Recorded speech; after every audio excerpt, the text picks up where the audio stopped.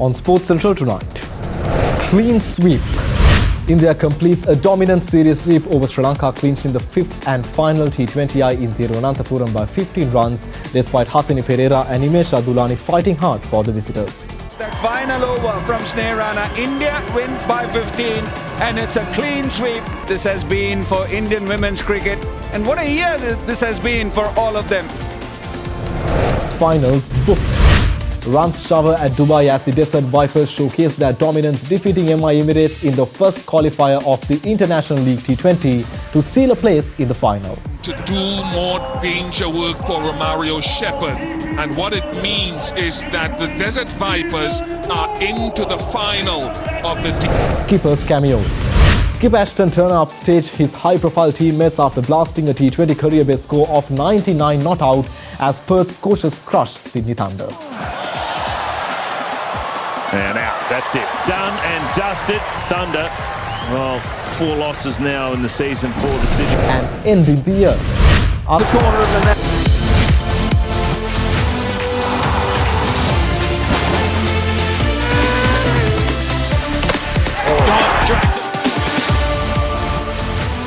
From Studio 24C, this is Sports Central.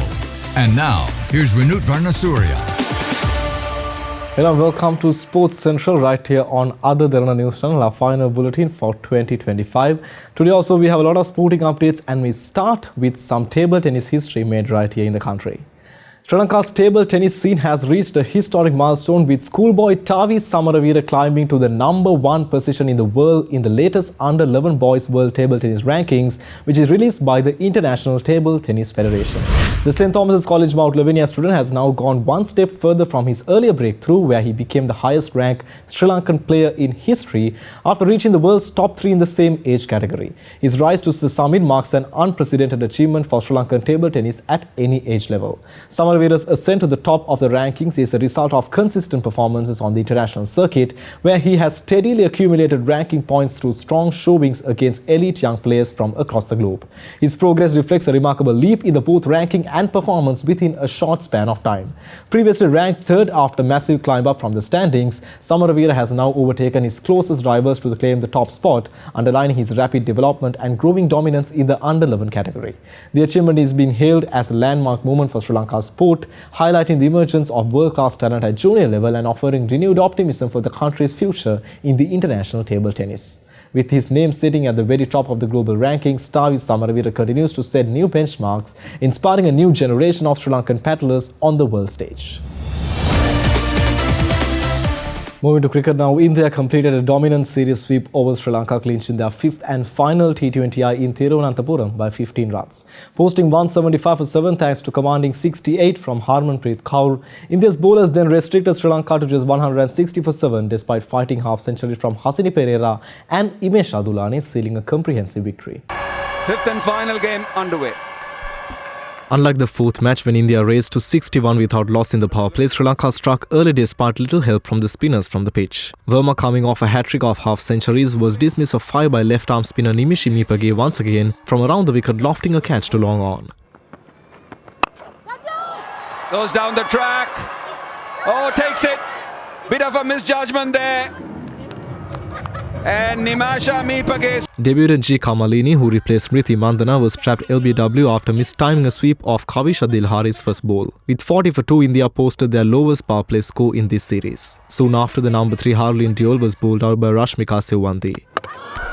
Wicket for Rashmika. 2 overs later, Richa Ghosh nicked one off behind Shamari Athapattu's off-spin, leaving India 64 for 4 in the 9th over. Athapattu struck again soon after deceiving Deepthi with her pace and flight as the left-hander top-edged a sweep to short fine leg, reducing India to 77 for 5. However, Indian skipper Harmanpreet Kaur arrived with India 24 for 2 in the 5th over and anchored the innings even as wickets fell around her, steering India to a competitive total. Her innings ended with Dilhari's clever arm ball that produced an inside edge and rattled the stumps, and at that stage India were 142 for 7 in the 18th over. From the captain.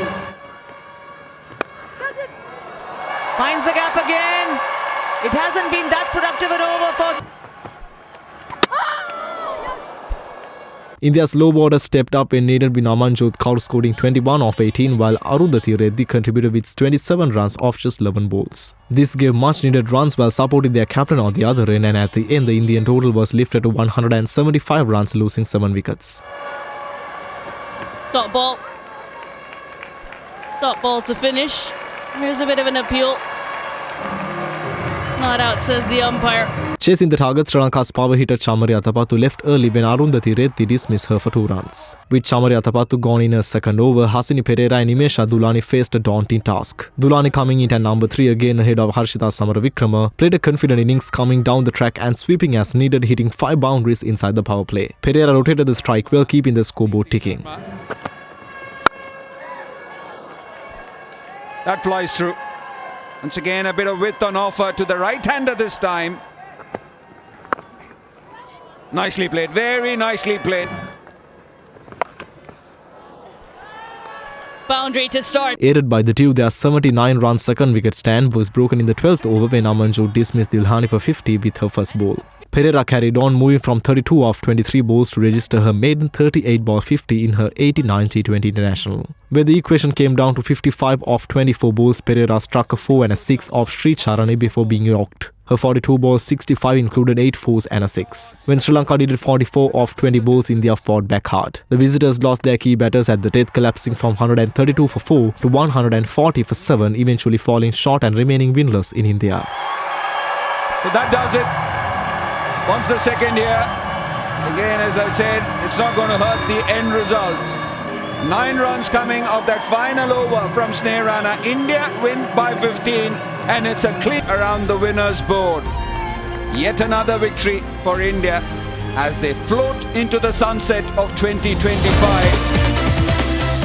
Over to school cricket now. Lithum Senuja hit an unbeaten 90 and held Wesley College beat St Anthony's College Katugastara on first innings in the inter-school under-19 two-day match which ended at Campbell Park yesterday. Batting first, St Anthony's College amassed 237 runs before being bowled out. Dinal Vijay Singh anchored the innings with 101 runs while Sadev Amarkaur made 54 runs. In bowling, Rashid Nayan bagged 3 for 26 for Wesley. In reply, Wesley reached 239 for 8 in their quota of 80 overs, thus winning the match on first innings points.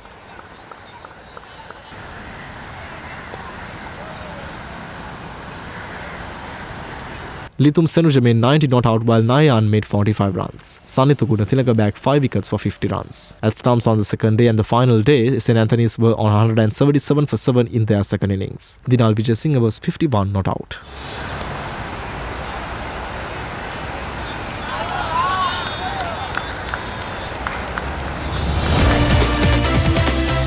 Challenger 2025, the All Ireland Age Group Badminton Championship concluded successfully at the University of Colombo yesterday. The tournament was organised for the second consecutive year by the Department of Physical Education of the University of Colombo in collaboration with the Sports Welfare Association. Matches were held from the 27th to the 30th of December at the University Colombo Indoor Stadium. More than 1,000 school badminton players representing schools from across the island took part in the championship. The Vice Chancellor of University of Colombo, Professor Indika Karunathilaka, attended the awards ceremony as the chief guest, while Vice President of Badminton Association, Mr. Buddhika De Silva, was presented as the guest of honour. In the Under-8 boys singles category, Evin Kudaliyanage emerged champion, while Lesandi Gamage claimed the Under-8 girls singles title. The Under-8 boys singles title was won by Sadhujit Sara, while Lasansa Devdini Pereira securing the Under-10 girls singles championship. Yasidu Hansaga Ratnavira won the Under-12 boys singles title, while Sanuti Mihinsa triumphed in the Under-12 girls singles event. In the Under-14 category, Yasat Jayasuriya claimed the boys singles title, while S.H. Liyanage emerged champion in the girls singles. The Under-16 boys championship was won by Julan Sensit, while Dilneshi Fonseca took the Under-16 girls singles title. The tournament once again served as a strong platform for identifying and nurturing young badminton talent across the country.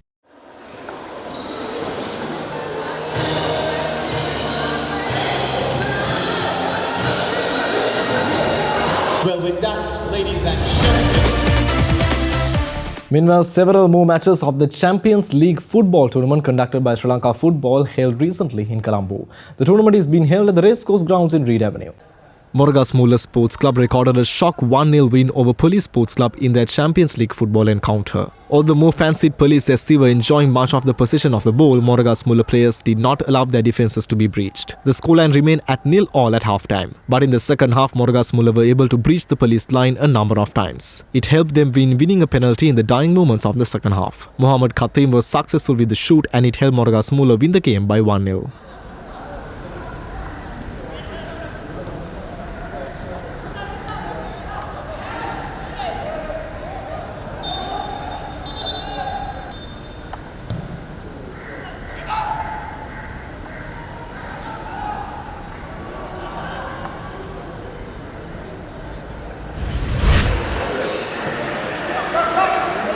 Meanwhile, Solid Sports Club defeated Super Suns Sports Club 1-0 in another Champions League football encounter at the Racecourse ground over the weekend. Both teams played defensively and the score was 0-0 at the breather. Kennedy Johan in the 68th minute gave much needed boost to the Solid Sports Club by scoring a solitary goal of the match.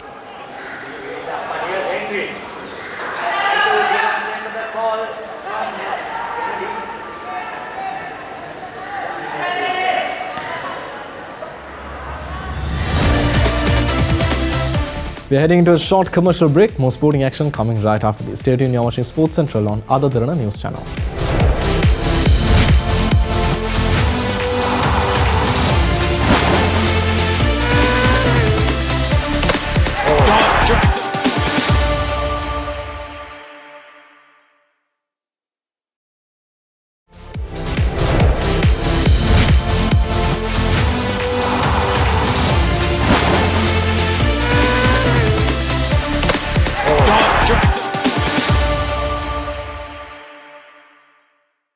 Welcome back to Sports Central right here on Ada Derana News Channel. We are moving to the Qualifier 1 updates of the ILT20.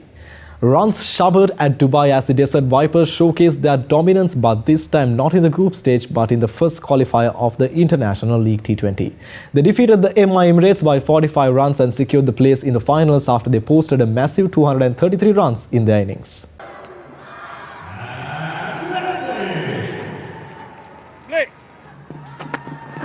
Table toppers Desert Vipers clearly was eager to book their place in the finals as soon as possible, as they clearly proved that from their actions. It was thanks to Faka Saman and Andre Gauss the Vipers sealed the spot in the finals as the openers shocked the stadium with their 157-run opening partnership, which came inside 16 overs.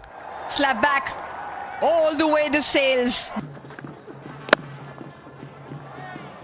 Slashes it up and over. Excellent placement and Rose finds a fence again. Except Faslak Farooqi and AM Ghassanfa, whose economy rates were at 9.5 per over, all the other bowlers exceeded the economy rate of 10.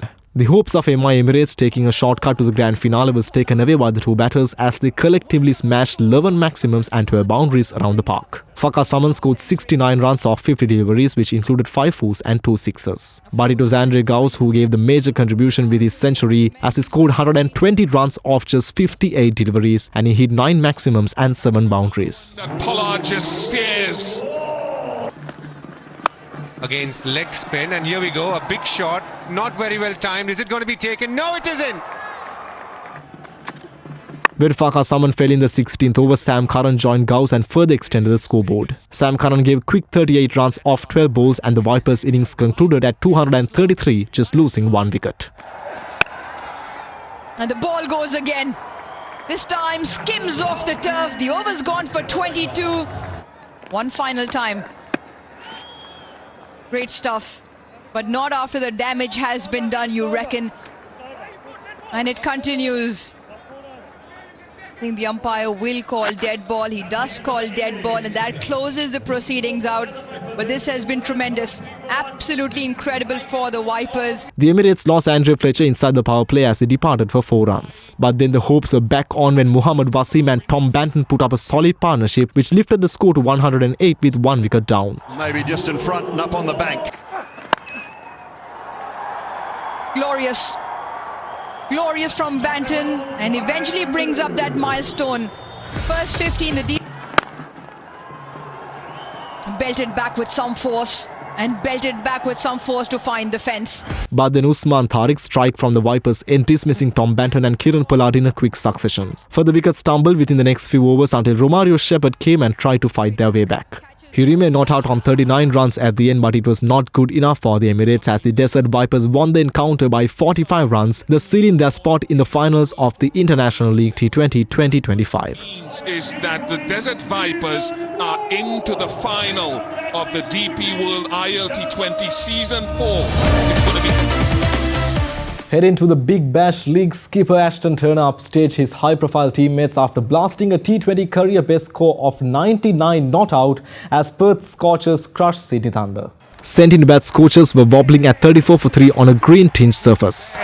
McAndrew gets her first one in the power play this season, and Mitch Marsh is on his way. But I'll tell you what, this is a... Oh, leading edge. This should be taken as well. Number 2 for the Thunder. They're on... Top edge. Top edge. Could it be? Got to get there. Good catch. Great catch there from Sanga. Oh, it gets over the top. But then Aston Turner rescued the innings with a 41-ball whirlwind that featured 8 sixers. Turner enjoyed the bouncy conditions, a notable contrast from the ground's traditional slower and lower surface where Scorchers had historically struggled. And he's got plenty on it. And it just gets over as well. Just hold him. Reverse. Oh. Good shot, one bound. Connolly dropped. Aston Turner does that. That'll be really annoying now for Sanga. Bit of flight, goes for it, takes it on. Too late, wow. I think he went for the wicket there, Tanveer Sanga.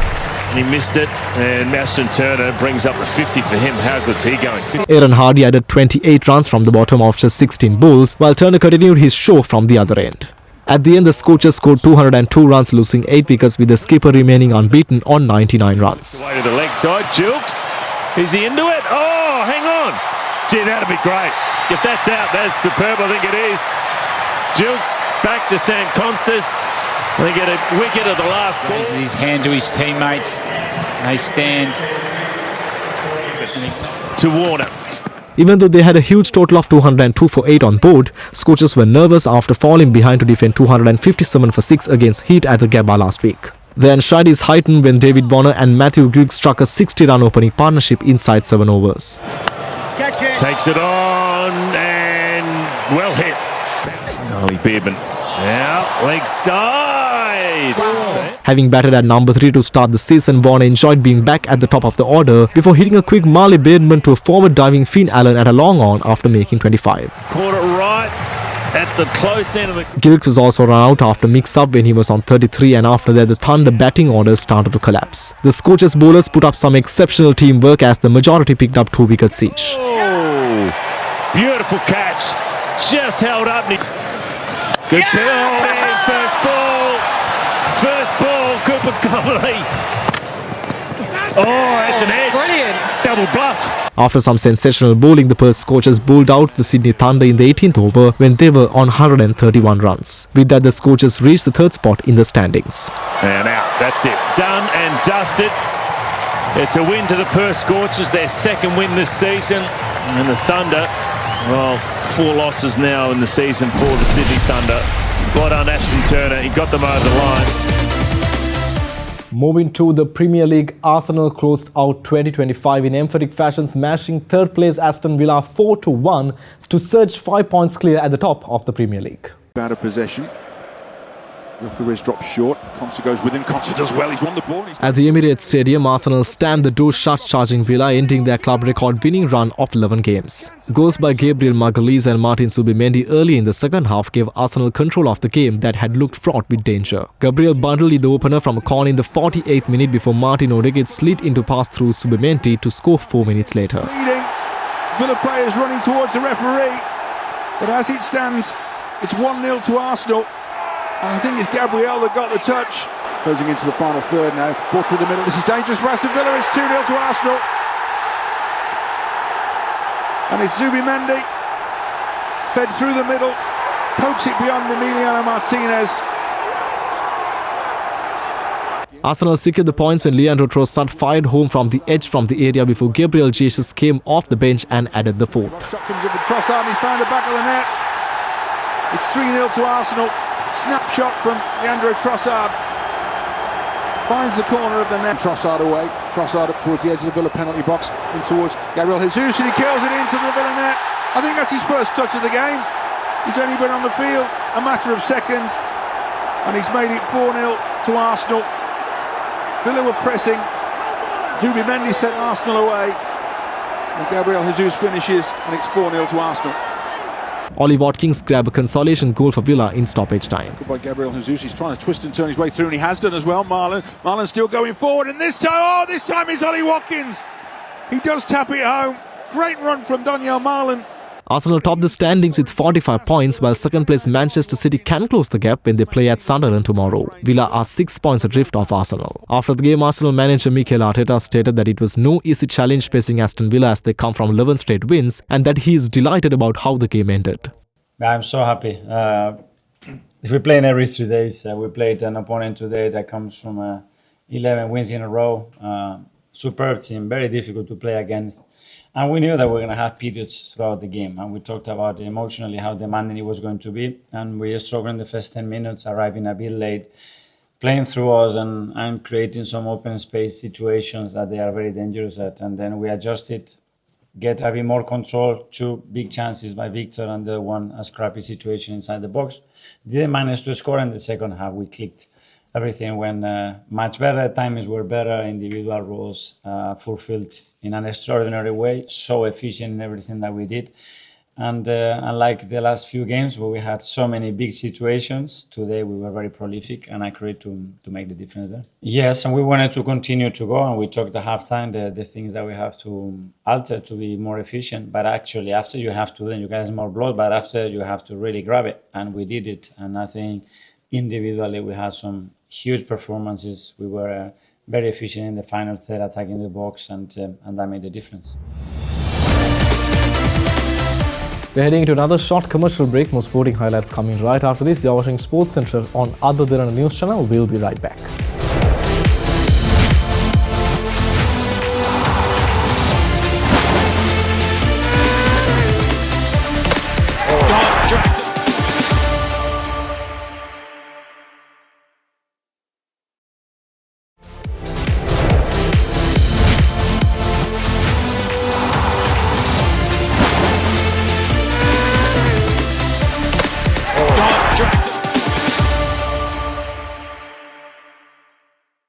Welcome back to Sports Central right here on Other Derana News Channel. After a long time, we have some tennis updates for you.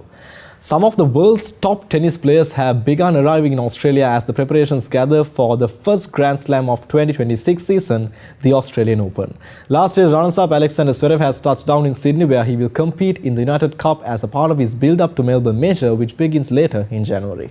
The United Cup will see 18 nations battle it out for the mixed gender team title, with the United States returning as defending champions. Coco Gauff, a key member of the American squad, was also spotted arriving in Perth ahead of the tournament, underlining strong field assembled for the event. World number 1 Aryna Sabalenka has meanwhile arrived in Brisbane, where she is set to begin her Australian Open preparations. The 4-time Grand Slam champion will compete at the Brisbane International, where she is the reigning title holder. Sabalenka, who claimed the Australian Open crown in both 2023 and 2024, was recently involved in a high-profile Battle of the Sexes exhibition match where she was beaten by Nick Kyrgios. The 27-year-old will be looking to fine-tune her from ahead of the Melbourne showpiece, which gets underway on the 18th of January. The stage is also being set for Melbourne Park, with the National Tennis Centre and the Rod Laver Arena ready to host the opening major of the 2026 calendar. At last year's tournament, Madison Keys stunned Sabalenka to win the women's singles titles, while Jannik Sinner claimed the men's crown with a straight-set victory over Zverev. Action at Melbourne Park begins on the 12th of January and will run through to the men's final on the 1st of February, with 19 different competitions concluding over the final 3 days of the event.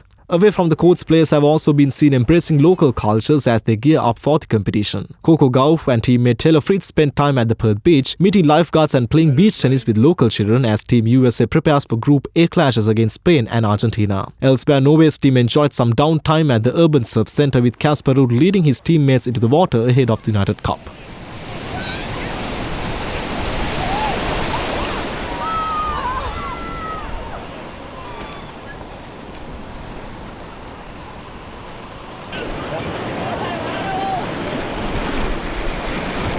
Well, we don't have nice white beaches in Norway, so it's tough for me to do that at home, but it was fun to do it here, and first time out on the... It's a pool, but it felt like a real wave and good surf, so it was really fun.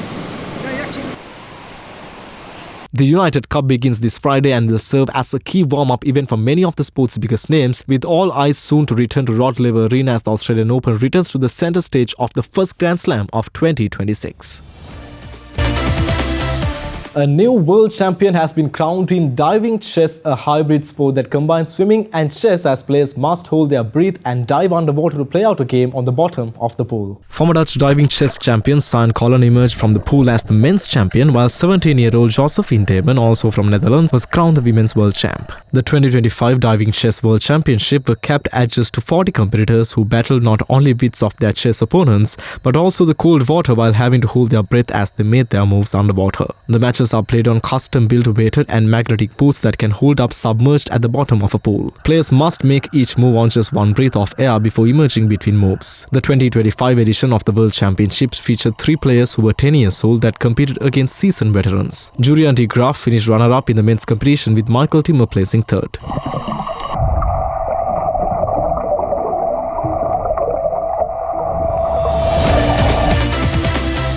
And with that, we conclude our final bulletin for 2025 right here on Other Derana Sports Central. Well, we value your feedback, so don't forget to send it via email at feedback.adnsenglish@derana.lk or via WhatsApp at 076-8057-933. Sidney Adhikari will join you next on World News Tonight, and we wish you a very happy New Year. Good night.